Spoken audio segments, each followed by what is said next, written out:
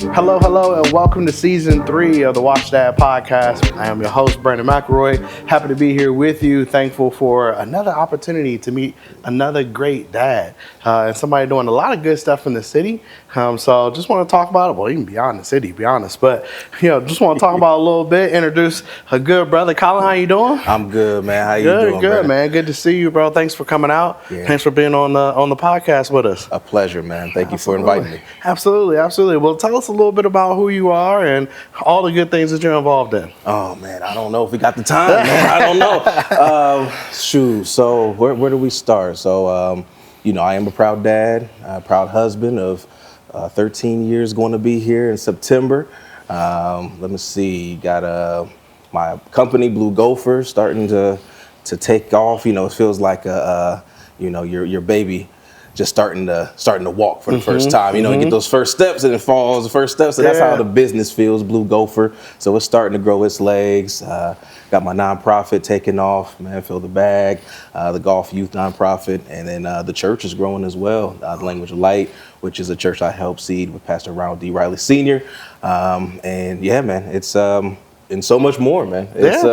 It's a good life, man. Honestly, it sounds like a busy life. It's a busy life. It's a fulfilled life. That's awesome. And just walking the steps that the Lord orders for me, man. That's all I'm doing. Absolutely, no, that's amazing, and a lot of good interaction with the community and all, which is amazing. I know we're going to talk about it, but just I'm really excited to kind of learn more and get folks to understand all the good things that you're doing out there. So I know in kind of the pre-session statements you made. The description that fatherhood is like a Charlie horse. And I'm going to start right here because I want you to tell me really what that really meant. Because you said it was like a Charlie horse. I'm going to be real specific. You said it was like a Charlie horse during sex, right? Yep. But you power through it. Talk to me about that. That's it, man. Fatherhood is a beautiful thing. Yeah. As sex is, with your mate, with your person. Yeah. And then, it's that sometimes that Charlie horse, that cramp creeps up on you, right? And we've all been there. I see a lot of men in the studio here. We've all been there. Yeah. Either you power through or you take a little break. But, your mate's going to look at you a little funny, like, what's wrong? What's going on? So you just got to, hey, I'm in it. I'm going through it. And you go see it to completion, just like fatherhood, man. Fair. And, I tell young dads, like, look, man, you're going to die being a father. Mm-hmm. It's a marathon. Mm-hmm. It's not a sprint. It's not going to be, I was a dad from this year to this year. No, you got it for life. Yeah. So you got to power through. It's going to be good. It's going to be ups and downs, but you keep showing up. You keep powering through. That's fair. Listen, I was like, I need him to explain that. And we started right there because we're going to set the tone for the whole conversation.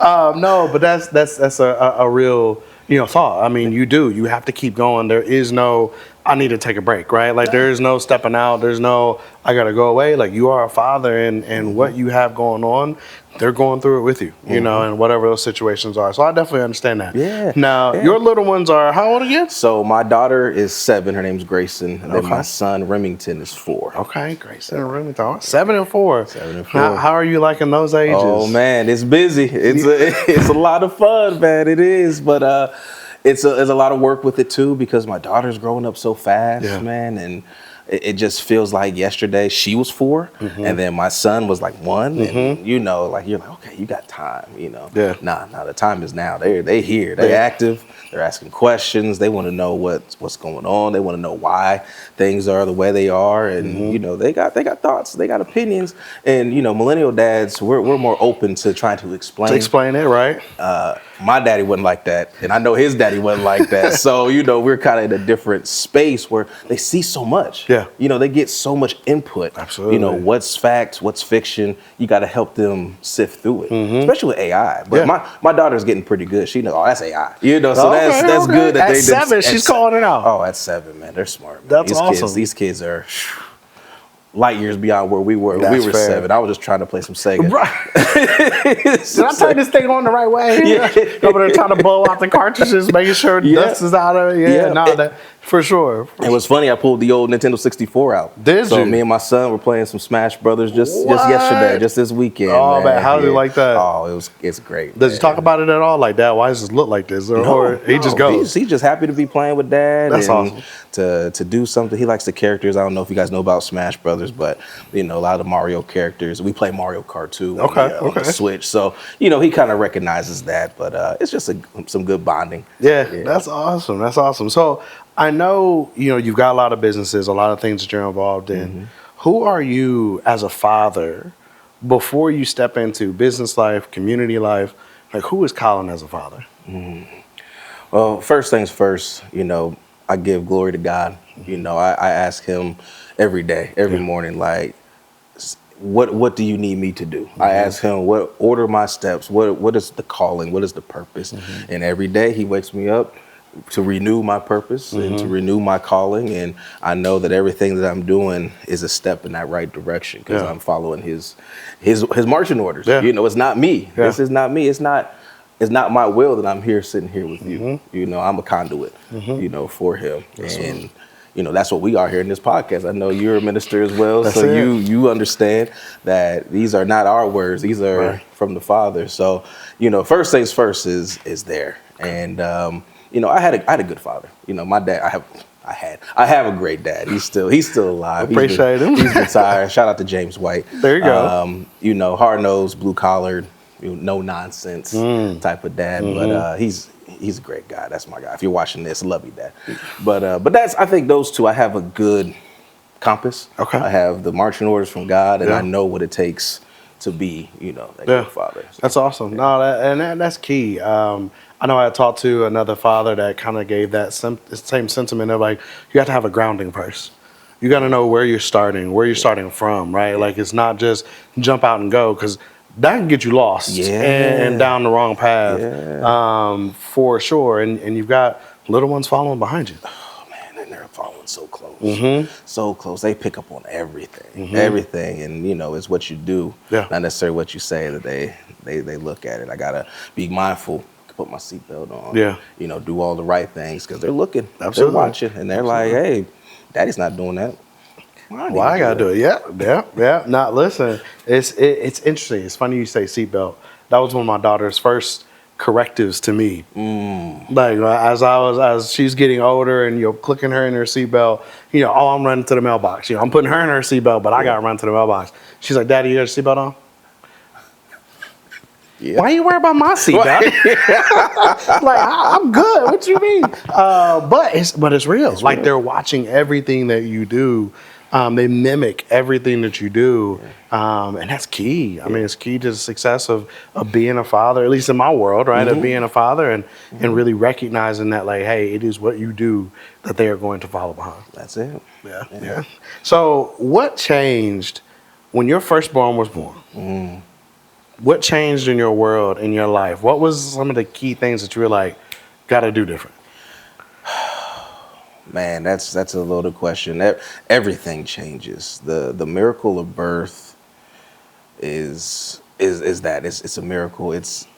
I don't know. Some people don't go below the curtain. I did, and just to see all that going on, and then a few moments, after the final pushes.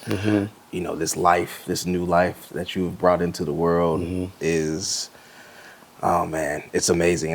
My daughter and I, we have a covenant. I made a promise to her right then and there that I was going to be there for her. And, everything, I don't want to say everything got serious because it's always serious. Life is always serious.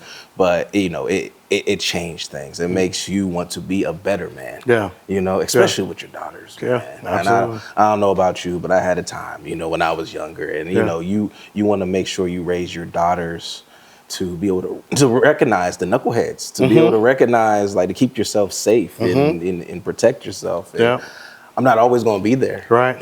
So every day I wake up, I'm just trying to teach my daughter the game. Even at 7 years old, hey, recognize you can smell the BS from a mile away. Listen, so I need you. Yeah, get your antennas up. So I think intentionality is one word I would say that that like really like I was started being very intentional about what I'm doing, how I'm doing it, and really getting closer to God. At that moment, because it's miracles, man. And you got you fathers out there who didn't witness it.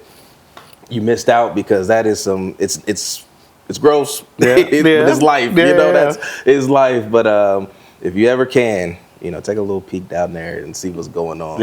See the work that God is doing. That's wow. Yeah, it's an amazing process in general. Man. Amazing process. And something that really. It's different. It's different. It's not something that happens every day. So it's definitely a different experience. You see the results of powering through that Charlie horse. I can't even do it. That's all I can say. You're absolutely right. You're absolutely right. So, and here is the result. Right? Here's where we're at. Here's where we're at. So I know you do a lot, right? And you have a lot going on in entrepreneurship and ministry and all of those spaces. How do you stay present at home? Like, how do you ensure that you're present for your young ones? Yeah, so shouts out to my wife, Sierra CC White. Love you too, baby. She has her own private practice, the Center of Healing and Feeling. She's a marriage and family therapist, right? So I'm fortunate, and I know not everybody has this, to have a woman that understands that I need my space. So she allows me, she gives me that opportunity to disconnect, to reconnect. So one thing about me, if you don't know, I'm an avid golfer. Love golf. That is my escape. That is my therapy. That is my everything. So as long as I can get out and golf at least once a week, I'm cool. So we have this thing with the church. It's called Faith in the Fairway. And it's a men's ministry, and we go out to Black Lake Woods Metro Park, to the golf course over there. There's an 18-hole championship course, and then there's a learner's course, 9 holes. If you don't know, it's free to play if you live in Franklin County.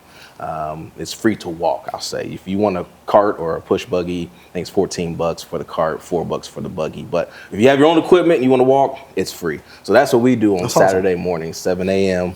We're inside now. We're at the athletic club inside doing simulator golf now. But in the spring, summer, fall, you can find us there at 7 a.m. And that gives me a chance to, work on, do me, I'm out with my boys, and we're having fun. We're playing this horrible game that we love to play called golf, because if you haven't played, it's torture, but I don't know, I'm a glutton for punishment, I guess. There you go. But it's it's just that 1% better each time. I'm a tweaker. I like to tweak and fix and tinker. I'm a tinker. I like to do that kind of stuff. So golf is a perfect sport for me in my old washed age to be able to kind of work on. So that's my solace. I get that freedom. I get that time to bond with the brotherhood.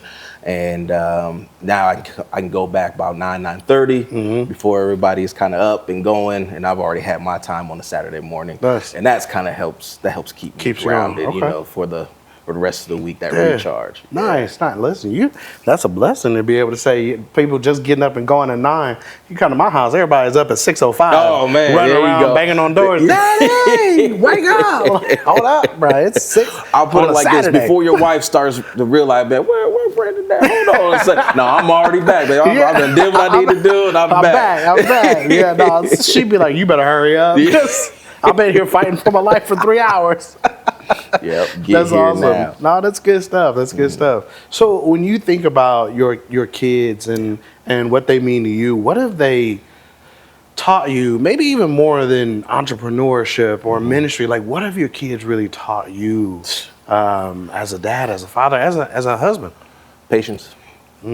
Patience is a virtue, man. It's not quick. It's good things take time. Patience is basically needed in every level of life, from your marriage, from your business, from fatherhood. You're not going to get a quick. It's going to take some time. And be willing to go that road, to do the work. A lot. We were talking about football when we came in here. A lot of coaches are getting fired, right? One of my old bosses, he used the term the blocking and the tackling. It's the stuff in the trenches. Right? That is that's where your patience is. Yeah. You know, that things are gonna, you know, we've talked about running backs before, right? They run too quick. They don't let the play develop. really go. They Yeah, don't let yeah. it set up. That's your patience. Sometimes you can be too quick and then you're not getting anywhere. You're like, well, I'm an all-time all-pro running back. What's going on? My blockers are crappy. No. You know, you lack some patience. Yeah. And I think that's one thing my kids have definitely taught me for sure. Patience. Okay. Fair enough. I know you mentioned, you know, being able to get out with the brotherhood and really being able to spend that time.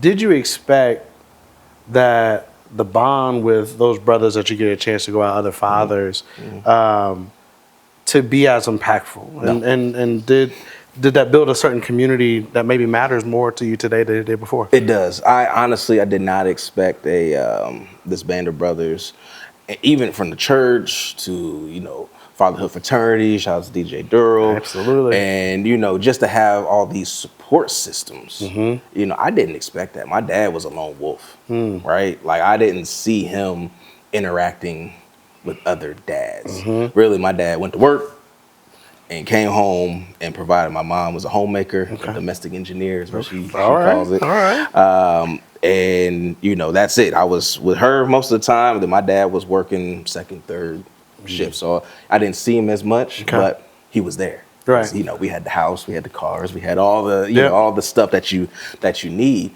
But, you know, my dad wasn't in those communities. And even so, my dad has uncles, like he has brothers. You know, I really wasn't around my uncles and stuff like that. We were kind of on the island. They were elsewhere. Okay. So I definitely didn't see that. So I wasn't expecting that. Yeah. If that makes sense. Yeah, Like, no, that makes sense. I'm grateful for him though. I'm grateful to be able to, you know, go to somebody and say, "Hey, I got this going on." You know, what do you? Am I tripping? Right. You know, is it me? Right. And then 9 times out of 10, they be like, "Yeah, Colin, you tripping, man. It's on you. Do them dishes, man. Make sure you do it your part. And do it with a smile while you play. Like, do it with a smile. Exactly. So, you know, little things to bigger things, like it's good to have that community. Absolutely. It's good to have that tribe. You know, it takes a village. Absolutely. Right. It takes a village, and I'm so grateful for that. Yeah. When I know in some of the kind of the questions and things that we talked through for prep here, you mentioned about solidarity, but more specifically isolation. In your view, what happens to men, fathers, when that isolation is the thing that sets in? Yeah, I mean, that would be, I would say my dad is in that category of like, there's so much going on where you just have to retreat within and you can only handle so much. And I get it, you know, everybody has different bandwidth, right? You know, I consider myself kind of, you know, out there when it comes to like different things, but I don't know, that energizes me. That's me. That might not be the next person watching this. That's true. So, you know, for people that isolate themselves, you're living in a silo. You know, really how you're guessing, you're thinking that, hey, I'm doing things right, I'm doing this, and then, you know, you get hit with divorce papers or you get hit with something. You don't know your blind spots. You know, my wife and I talk about that all the time. Like, you don't know what you don't know. Yeah. And when you have those people around you, they can tell you when you, hey, Colin, man, come on, you're tripping, bro. Like, you know, like you better than that. You know, just to have those good people in your corner, that's something that you don't have when you're by yourself. But at the same time, I also believe that there is some times where God will take you into isolation to help grow you. Absolutely. You know, so it's all in good. You know, I wouldn't live there. You know what I mean? I wouldn't just like, this is my person, this is me, I'm just a lone wolf, I'm just by myself. I would encourage you to at least find 1 or 2 buddies that you can be close with and tight with. That echo chamber gets very loud when you're isolated, right? Like it's whatever you're putting out in your mind is what you live in. And sometimes until you have somebody check you, right? Until you have somebody really step out there and say like, hey, chill out. Right. You know, I've been on this kind of this lifestyle change of getting back into just like weight loss, right? And like trying to focus on that. And it's interesting because I think of myself as a pretty positive person, right? Like I think of myself as like, all right, cool, let's do this. I can share with other people. But when it comes to the internal spot, that's where I get a little more of that like, self-criticism, self-doubt, Yeah. having those people around you that can just check you on that, like, hey, Put it out there. chill out, right? Yeah, Like, hey, yeah. like we got you. Yeah. I'm hearing what you're saying. That's not really the focus. Let's focus on what you're doing well. That can really be the difference in when having that community versus just being isolated to those thoughts, those internal moments of like, oh man, I'm not doing it the way I want, or I'm not hitting these goals, or So no, that's key. That's definitely key. It is. No analysis paralysis here, man. Get it out there. Yep. We are here to be fruitful and multiply. We're here to expand His kingdom. Yeah. I know you know that as a minister. So people are seeing you and they see what you do, and they're like, okay, this is what it's like to follow God. This is an example. Not put you on a pedestal, but this is an example. This is an example like of what I can do right here, right now, today, what I have, and honor and serve Him. Yeah. Absolutely. Now I know, specifically when you think about faith, you think about ministry. One of the things you referenced before was bloodlines, right? Oh man, yeah. And the sins of our fathers, and kind of thinking about like all of that space. How do you wrestle with that? Like, how do you get through that process? Man, it's interesting because for me, I don't really know much about my father and his past. Okay. All I can really focus on is me and going forward. So getting rid of different habits, different things that I have going on, so I don't pass that down to Remington and to my daughter. You know, a lot of people, Pastor Ron would talk about, the bloodline of, adultery and, all these sins and all that kind of stuff. I don't know if we have that or not. I don't know. I guess, have you seen Death at a Funeral before? No. You have. Oh man, there's two versions. Okay. Chris Rock is in it. Okay. The little person from Game of Thrones. My is apologies. It. Yes, I have. Don't ask me that. Now that you describe who is it, yes, I know what you're talking about. Go ahead. Maybe stuff will pop out there. I don't know, man. But no man is perfect. But just recognize what you're doing today affects generations passed down from you. And if you don't get it in check, it's going to ruin the next generation too. That's fair.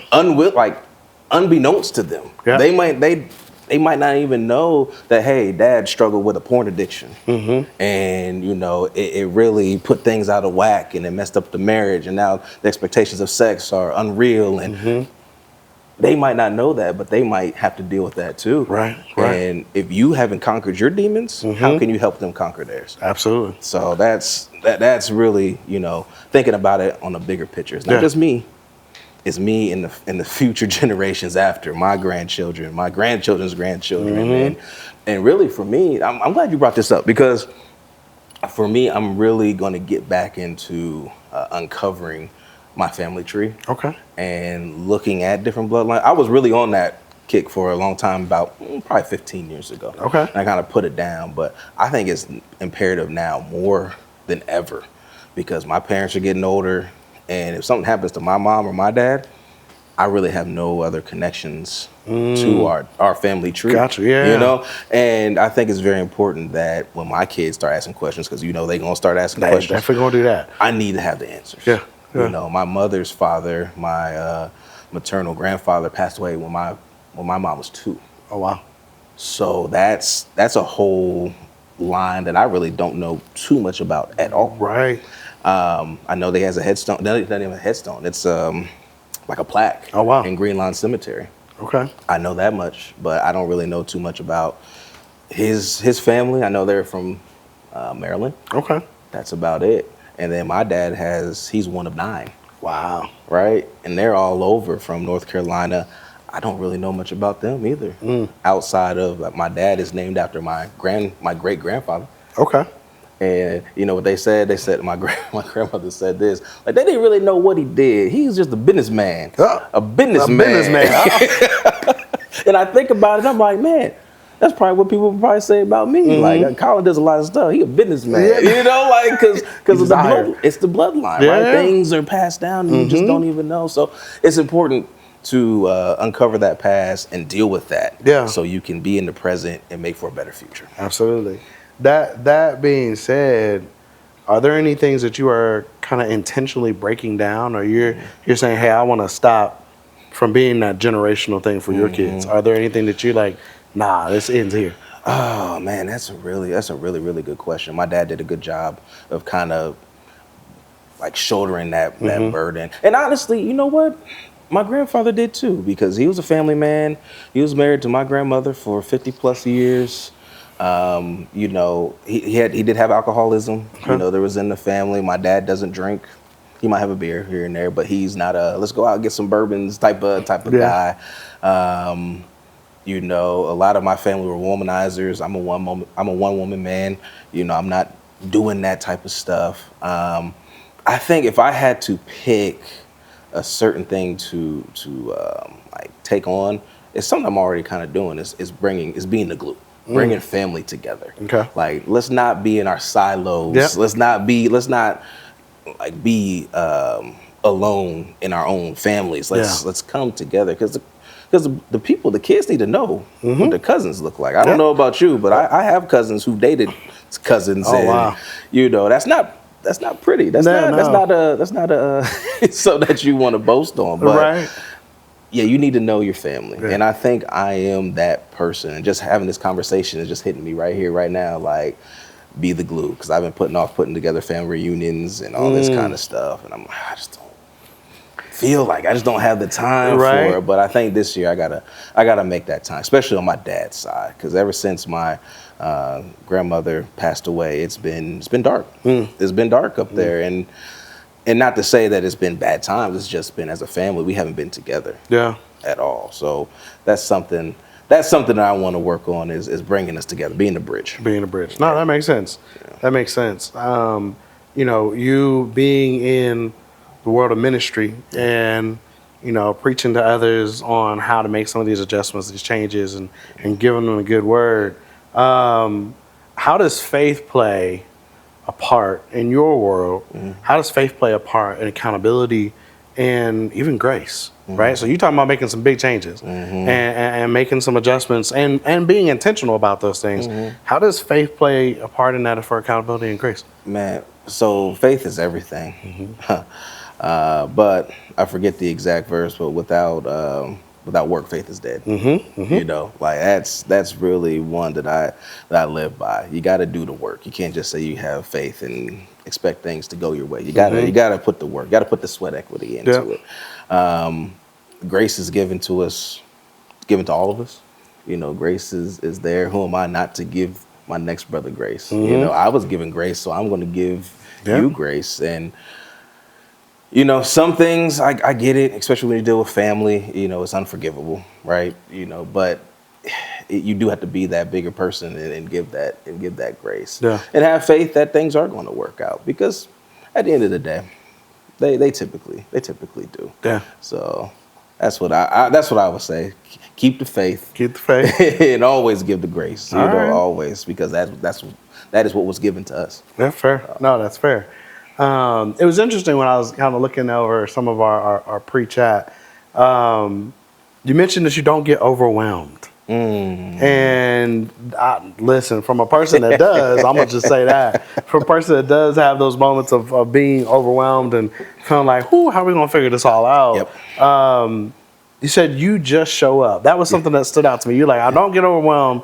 I just show up. I just do it. So what does that look like practically? Like, what does that look like for somebody that's out there that's watching this right now? So how does it show up? I'll give you an example, Brandon. So Brandon, if you guys don't know, and I know Brent just a little bit, but I can tell that he's very analytical. He's very like, all right, I sent you these instructions, I gave you these directions, like I need you to execute on what I've given you. Me, I'm not exactly like that. So if the roles were reversed and I was telling you to come here, I'm sure you would have looked it up the night before, like, okay, where am I going? You probably would have Googled what to look like inside, what's the studio look like, you know, got all your bearings and understood where you were going, right? To a certain extent, I can do that too sometimes. But for this, I woke up, I got ready, I was like, okay, I need to be here. Boom, I'm here. I walked up, there was the whole ambulance and fire truck and stuff in there, went around them. And you know, I made it here, and I'm here. And things are fine. Things are going great. I'm having a great time. So I think that in real time is what Okay. But so we could, not letting it bother you. Just like we gonna get there. It's gonna happen when it's supposed to it's happen. gonna happen, man. Be fluid, man. Be water. Okay. As Bruce Lee would say, be water, my friend. Be water. Listen, I'm out there like, is it hot water or is it cold? which one are we talking about? No, that makes sense though. And I mean, when you go through a lot of situations, there are definitely times, right? Yeah. I mean, and for myself even, where you really do have to call that out of like, hey, there's no point in trying to manage this entire situation. Yeah. Some of this is just going to be what it is. It is. So when you look at fatherhood, you know, are there moments that you've maybe had near overwhelmed feeling? Are there moments where you're like, all right, that was a lot, and let me figure this out, or how do I do that different? Yeah. Usually with me, the overwhelming feelings or the anxiety comes to money. You know, it always kind of resides around that, but God always provides. So, okay, I'll give you a good story. So when my daughter was born, this was 2018. Okay. My wife and I were ready. We were prepping to have our child. Like, this is what we want to do. This is the plan. So I was like, okay, let me make sure I get health insurance, right? Because that's the responsible thing to do. You're going to have a baby. You're going to have to pay for it. Let's get the health insurance to help offset that cost, right? So I did that.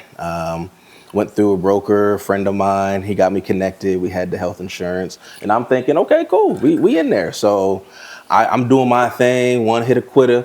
And, you know, boom. You know, 9 months later, you know, the baby's born. Right. So we at the hospital and they give us a bill for like $20,000. I'm like, what you giving this to me for? We got health insurance. Like, what? Oh, well, the health insurance doesn't cover X, Y, Z, A, B, C. Now, someone like you probably would have read the fine print and the details, right? But obviously, I did not do that. I just thought it was a umbrella, you know, health insurance. I think they covered something, but I think we stayed an extra day. It was something like that. But it was like a $20,000 bill. So you had to deal with it, right? You just had to deal with the consequences. But that is... we paid on that we paid on that for a few years, and then they sent us a letter and said that, hey, you don't have to, it's paid in full and everything is good. So God made a way, as he always does, and we didn't have to pay that full 20 grand. Wow. Listen. Yeah. Because they hand me a bill. I'm like, wait, hold on. Let me go find somebody real quick, talk about this. Yeah, I did. I went downstairs to the administration at the hospital, and I was like, nah, this can't be. No, Mr. White, this is where it's at. So we made a payment plan. Yeah. And tried to pay it down, and I think we paid on it for a few years, but ultimately the lion's share of that amount was taken care of. Hey, listen, it's a bust. I can't say much because we had our own scenario of that when my daughter was born. And I remember going through all of the information about, you know, where her coverage were. Because of her unique situation, we had to go get additional coverage with Medicaid, and Medicare wanted to don't get me in line because I can't remember at this point. Yeah. But we had to go through that whole route. And do you know the bill that came out to us was $11.47. Wow. $11.47. The real bill was $1.7 million. That was the real bill. Wow. For my daughter. Wow. So the blessing of that scenario, what you're describing, like I hear you on that. Yeah. Because there was definitely that moment where I was sitting in the hospital like, how are we going to figure this out? You know, how are we going to get through this situation and scenario? Because we actually, prior to my daughter being born, we had 4 incomes. My wife was working 2 jobs. I was working 2 jobs. And so we thought we was doing good stuff, right? Like, we got money in the bank, we good. Blah, blah, blah. My daughter threw that entire scenario into a spin because she was born in Pittsburgh. I was in New Mexico at the time. Wow. So I had to go on FMLA, which means no money, right? For that scenario, no money's coming in. My wife was changing jobs.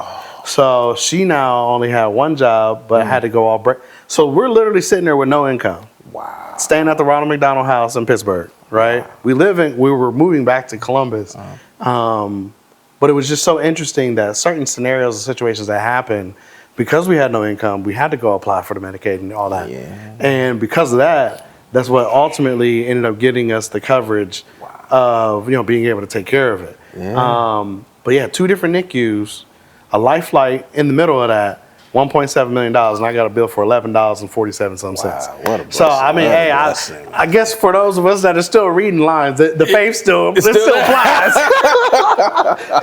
applies. still I'm gonna tell you applies. right now that I was like, I'm sorry, how much is this? Yeah. But I mean, that being said, right? Like thinking of the impact of getting a bill, you're a new father. You've never been a father before. Now they're handing you what is essentially not something you were thinking about. Not expecting. You know, not expected at all. Talk to me about the real life use of faith, because there's a lot of people that talk about it, right? Especially today's day and age. Yeah. People run around, faith this, God, and and ain't step foot in a church, ain't step foot in any type of reading or anything like that. But what does that really look like for you in that moment when you're saying, this is not what I thought. This is not what I had anticipated. Kind of brand new baby, a wife, and a $20,000 bill that somebody just handed me. Yeah. Yeah. And I don't know if I was even working at that time. Maybe. I don't know. I went in and out of jobs too. But you really living out there on the edge. I'm You really are flowing with water. Just I'm flowing, man. I am.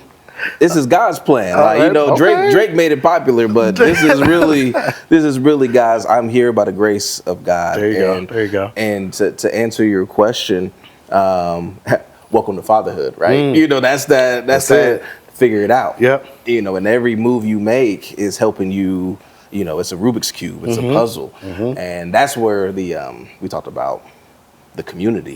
You know, there's somebody's watching this right now going through the same thing that we've gone through already. And that's the beauty of this platform and what you're doing, and you're getting it out there into the ethers, into the world, so dads can see this and be sweating and being like, you know what, they went through it, they seem to be doing okay. I'm gonna be okay too. Yeah.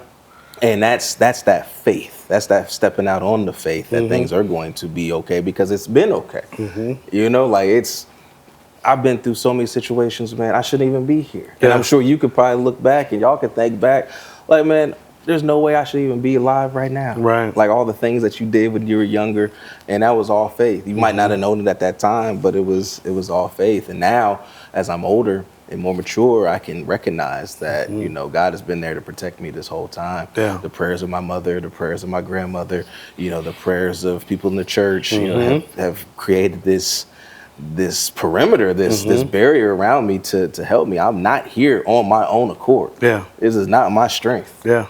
I know I might look, you know, a little swole, but this is not me. This is all God. Yeah. And everything is ordained by Him.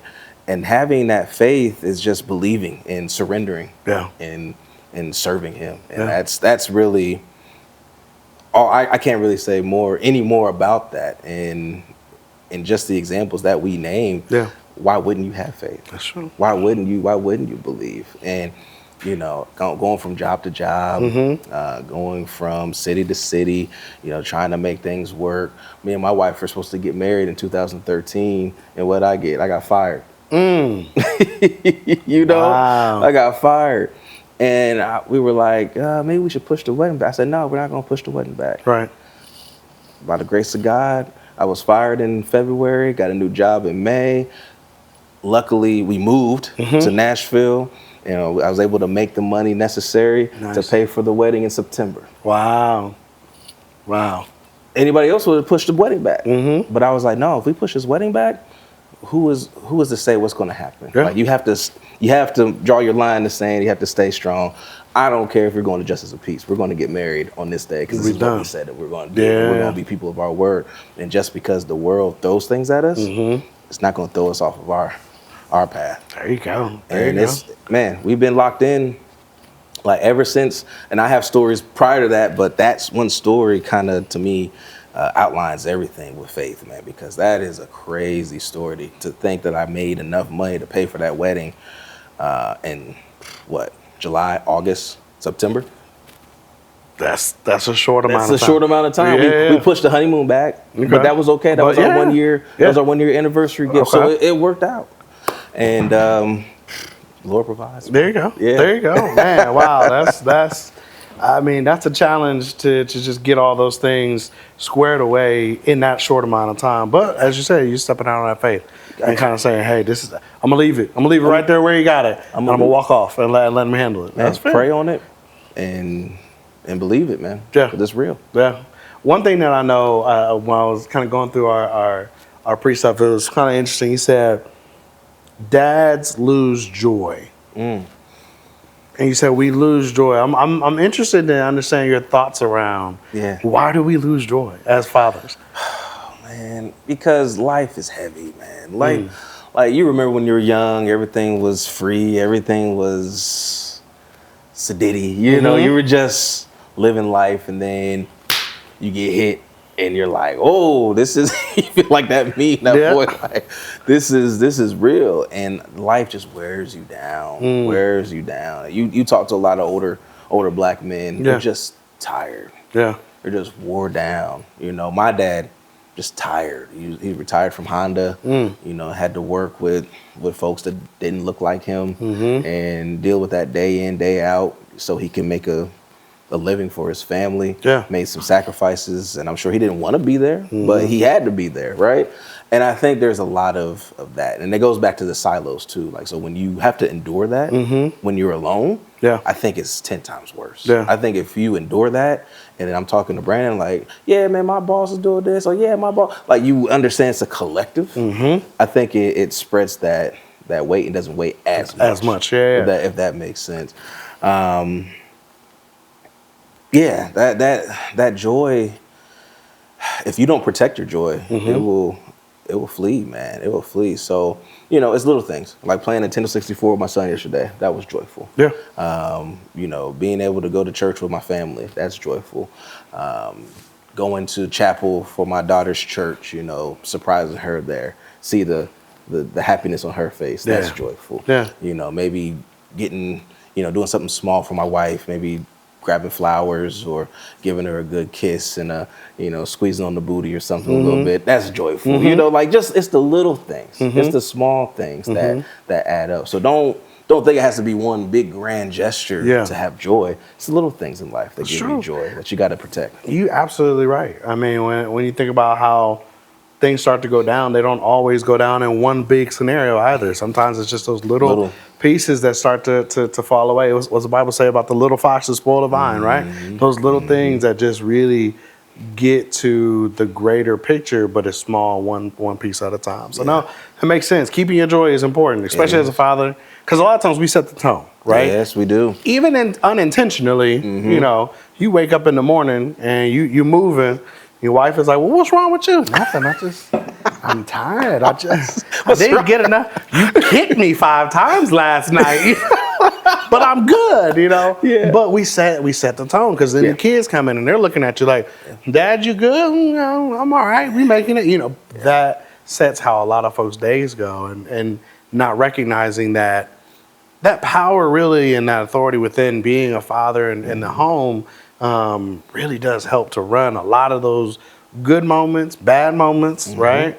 So really owning that, I think, is really important, and not losing that joy. 100. Got you. So you have a son and a daughter. Yes.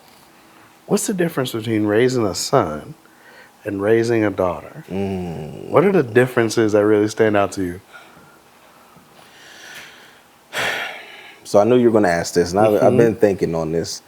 The difference is, I want to say, the approach, because I love my son and I love my daughter the same. But if people say, oh, I love them the same, and no. I how did I say? I would kill for my daughter, but I would die for my son. And I said that in church a few months ago, and there's nothing on this earth that I would burn it down for my daughter. But I would take a bullet for my son because he's a continuation of me. I think, what was that? John Q didn't give his heart for his son. Like, I can see that. I definitely can. There's a love there that is, you know, it's funny to say Kanye, but he said it. Women are something to nurture, not something to conquer. And I didn't really understand that until I had my daughter. And the nourishing that that she needs. That's daddy's baby. That's daddy's girl. You know, it's nothing's gonna come between us. But that boy, oh man, he's here to kill me. He's here to take me. He's here to take me out. He's here to take me all the way out. He's here to take me all the way out. And you know, they say like you bond with your son, with your boy is different than your daughters. Yeah. And you know, we wrestle and we fight, and that dude is. This is not playtime. This Right. is all right. Put him up. I'm Yeah. about to take you down. Yeah. And it's great, man. I try to give them both. You know, the same amount of love, but I understand it's a different mission for each one. I tell them all equally, like, you like Remy more than me. Like, no. I dislike y'all both equally. Right? Equally, y'all get on my nerves the same. Right. But I'll never stop loving you. Yeah. And it's you know, showing up, being there is, I think, 3/4 of it. Yeah. And a lot of people get in their heads like, whoa, this is a lot. And they see the wave of responsibility as one swoop. And it's like, bro, you're already wet, man.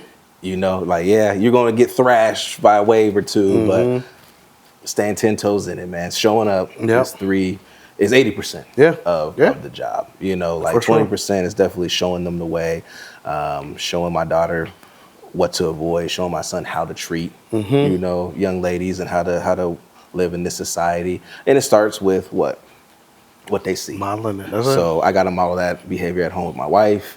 I got to show them, you know, how to treat a woman, because that's their first interaction. That's their first, like, hey, this is how you're supposed to treat a woman. My daughter said, this is how a man's supposed to treat a woman. You know, like that is their first, their lesson in that. So I'm very conscious of that and what they see in that. For sure.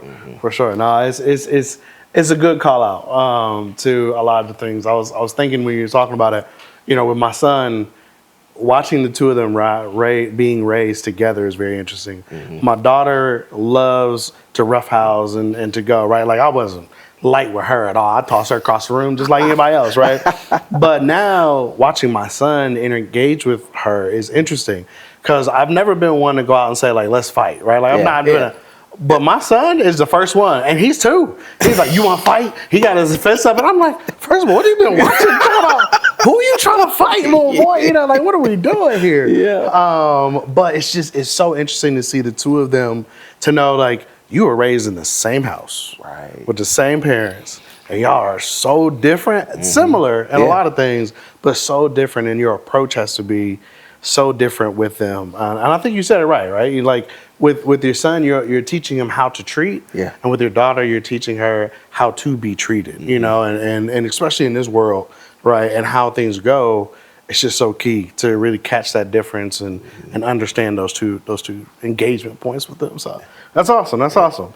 So we're gonna start wrapping it up, but I got a question on, why is fatherhood a gift, not a burden? Why is it a gift and not a burden? Oh man, because first of all, it's a gift from the Lord. You know, we're set out to be fruitful and multiply, and you start here in your home. Our job is to bring the children closer to the Lord.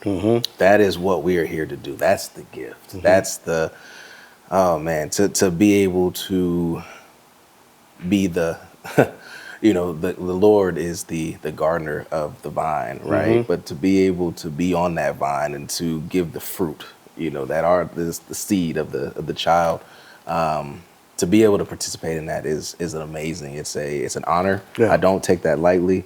Not everybody has bestowed this honor. You know, like, you take it for granted. It's true. And yeah, I don't take that lightly. It's a responsibility that I've always wanted. My wife and I have always wanted children, and yeah, I like to think that I'm doing okay. You know, like, I'm probably not the best dad, but I'm probably not the worst dad either. You know, I'm just dad. You're dad. You know, a wash dad. Hey, if nothing else, we are a wash dad. And I want to be clear, okay? That is a positive thing. I just want to make sure y'all know that in case you watching, you trying to pull it up. Like, what does it mean? Nah, it's wash dad is all about, really, like, we've learned. We've gone through a lot of different things, right? We're at a different space in life and in time. and understanding that today versus where you were when you first had your child. Yeah. Is key. Yeah. It's a key aspect to success for now, but also as you're raising them for later to learn. It is. And really go from there. Because they're making us better men. Absolutely. The kids make us better men. Absolutely. Everything is done with purpose. Yeah. Everything is done. Can you imagine if there were no kids in the world? How we'd be just heathens. We'd be out here just doing all kind of stuff. Yeah. Keep us grounded, and no, I love it. I love every minute of it. And yeah. Yeah. Awesome. Well, listen, my final question to you is, if there's a dad or a soon-to-be father that's watching this right now, what would you tell them? If you look right into that camera, what would you let them know? What would you tell them? What would you hope? So I'm steal this from I forget the dad's name in Modern Family, and like the greatest joy is having children, watching them grow up. But the greatest deterrent, the greatest like downfall of fatherhood is watching them grow up and watching them, So to every dad out there, I would say cherish the moments, cherish the present. The past is in the past. The future is a mystery, but the present is a gift. And be present with your children. Even, shout out to my guy Lyric, he wrote a book, 15 Minutes with Dad. Even if it's just 15 minutes a day, it doesn't have to be all day. We're all busy. We all have things to do, but make sure you find that time to spend with your children today. Absolutely. Right now. I don't care if it's wrestling around, playing some Smash Brothers on Nintendo 64, watching the game, playing Legos, playing doll, whatever it is. Find that time with your kids today, because it's going to make so much more of a difference in the future. Awesome. If they want to get connected with you through your organizations and all, how can they do that?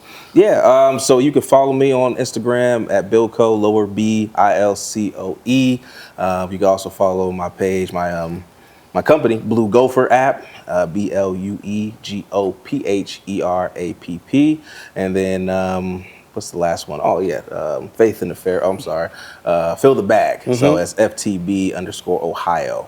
That's FTB for Fill the Bag_Ohio. And then give the Language of Light a follow too, with Pastor Ronald D. Riley Sr. Check us out on YouTube, and hope to see you guys soon. So I appreciate this, man. Absolutely. That's brother. I appreciate you stopping by and being here and sharing so much good thought with the brothers out there.